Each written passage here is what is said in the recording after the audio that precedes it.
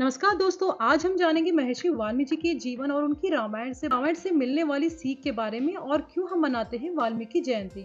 महर्षि वाल्मीकि की जिन्हें संस्कृत साहित्य के आदि कवि यानी प्रथम कवि के रूप में जाना जाता था का जन्म 9300 वर्ष पूर्व अश्विन माह की पूर्णिमा को हुआ था। उनका जन्म स्थान और परिवार के बारे में विभिन्न कथाएं प्रचलित हैं। एक मान्यता के अनुसार उनका जन्म महर्षि कश्यप और अदिति के 9वें पुत्र प्रचेता की संतान के रूप में हुआ था। बचपन में उन्हें एक निसंतान भिल्ली ने चुरा लिया, जिसके कारण उनका पालन पोषण भील समाज में हुआ।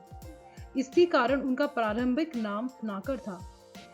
रत्नाकर जो एक कुख्यात डाकू थे, अपनी आजीविका के लिए राहगीरों से लूटपाट करते थे। एक दिन उनका सामना नारद मुनि से हुआ, जिन्होंने उन्हें पूछा कि वे पाप क्यों कर रहे हैं। रत्नाकर ने उत्तर दिया कि अपने परिवार के भरण पोषण के लिए। नारद मुनि ने उन्हें समझाया कि उनके परिवार वाले उनके पापों के भागीदार नहीं होंगे।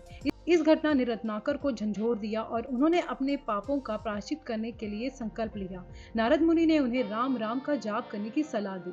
रत्नाकर ने वर्षों तक कठिन साधना की और उनकी तपस्या से उनका नाम वाल्मीकि पड़ा, जिसका अर्थ है दीमक से ढका हुआ।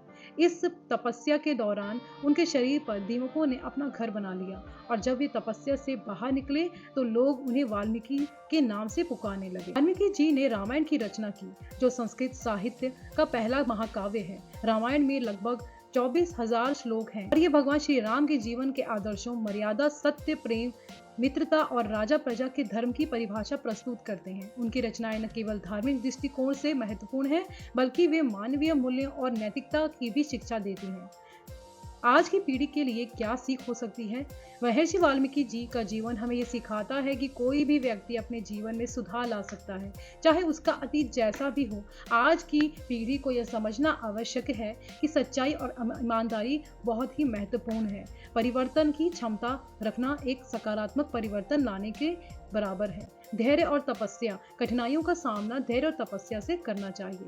वाल्मीकि जयंती को परिवार के साथ मनाने के लिए रामायण की कहानियां बच्चों को जरूर सिखाएं। सीता माता का त्याग उन्हें बताएं, लव कुश की शिक्षा उन्हें बताएं, छोटी छोटी कहानियां उन्हें सुनाएं जिसमें कैसे श्री राम को वनवास मिला, और रामायण पर आधारित बच्चों को नाट्य करने के लिए भी कहें। रामायण की चित्रकला के लिए बच्चों को प्रेरित करें। हमारे हिंदू धर्म में हर त्योहार का कुछ न कुछ महत्व है। हर त्योहार हमें कुछ सीखने और अपने अंदर परिवर्तन करने के लिए आता है। इसलिए हर त्योहार का मान रखते हुए उसे अपने परिवार के साथ जरूर मनाएं। और सबसे खास बात, सिर्फ त्योहार मनाना ही जरूरी नहीं है, बल्कि बच्चों को इसके महत्व को भी सिखाएं। अगर भगवान का आशीर्वाद आपके साथ है तो जिंदगी की हर चुनौती आसान हो जाती है। जय वाल्मीकि जी।